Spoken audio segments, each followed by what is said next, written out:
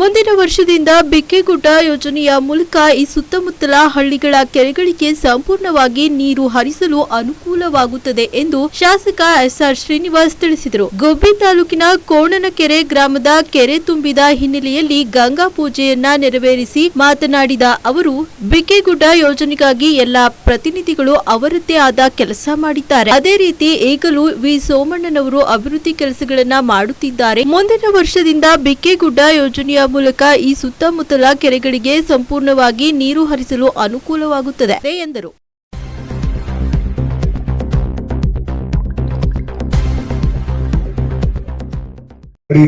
ಸಂದರ್ಭದಲ್ಲಿ ಹೇಳ್ತಾ ವಿಶೇಷವಾಗಿ ನಿಮ್ಮೂರ್ದು ಹೆಣ್ಮಕ್ಳದ್ದು ಒಂದು ಇದನ್ನ ಕೇಳಿದ್ರಿ, ಯಾವುದು ಬಂದವ್ರ ಅವ್ರು ಯಾರ ಶ್ರೀಶಕ್ತಿ ಭವನ, ಶ್ರೀಶಕ್ತಿ ಭವನ ಹೇಳಿದ್ರಿ, ದಯಗೆ ಹೇಳಿದ್ರಿ ಕಟ್ಕೊಡಕ್ಕೆ.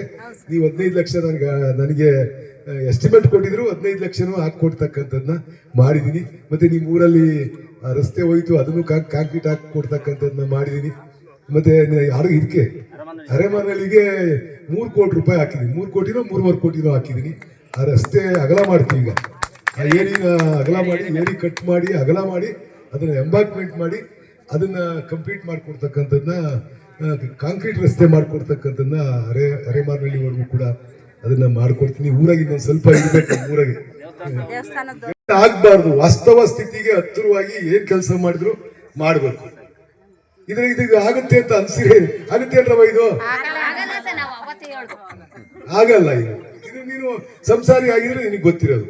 ಎಷ್ಟು ದಪ್ಪು ತರಬೇಕಾಯ್ತು, 2 ದಿವಸ ಶೇಖರಣೆ ಮಾಡಕ್ಕೆ ಎಷ್ಟು ದಪ್ಪ ಬೇಕು, ತರಕಾರಿ ಕಟ್ ಮಾಡೋದು, ಅದ್ರ ಬೇರು ಮತ್ತೊಂದು ಕಸ ಕಡ್ಡಿ ಎಲ್ಲ ಇದ್ರೆ 1 ದಿವಸಕ್ಕೆ ತುಂಬ ಹೋಗ್ತವೆ. ಅದರಿಂದ ಇವೆಲ್ಲ ವಾಪಸ್ ಕೊಟ್ಟು ದೊಡ್ಡವು ಕೊಡಿ, ದುಡ್ಡು ಎಷ್ಟನ ಆಗಲಿ ದೊಡ್ಡವು ಕೊಡಿ, ವಾಪಸ್ ಕೊಟ್ಬಿಡಿ, ದೊಡ್ಡವು ಕೊಡಿ.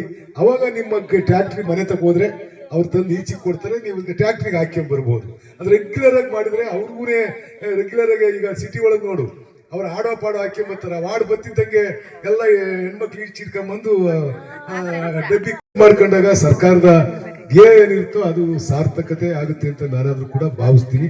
ವಿಶೇಷವಾಗಿ ನಾವು JJM ಎಲ್ಲಾ ಕಡೆಗೂ ಮಾಡಿದ್ವಿ. ಕುಡಿಯೋ ನೀರನ್ನ ಮನೆ ಮನೆಗೆ ಕುಡಿಯೋ ನೀರು ನಿಮ್ಮ ಊರಿಗೂ ಮಾಡಿದ್ವಿ ಅಂತ ಬರುತ್ತೆ. ಕೆಲವು ಕಡೆ ಬರುತ್ತೆ, ಕೆಲವು ಕಡೆ ಬರಲ್ಲ. ನಮ್ಮವ್ವ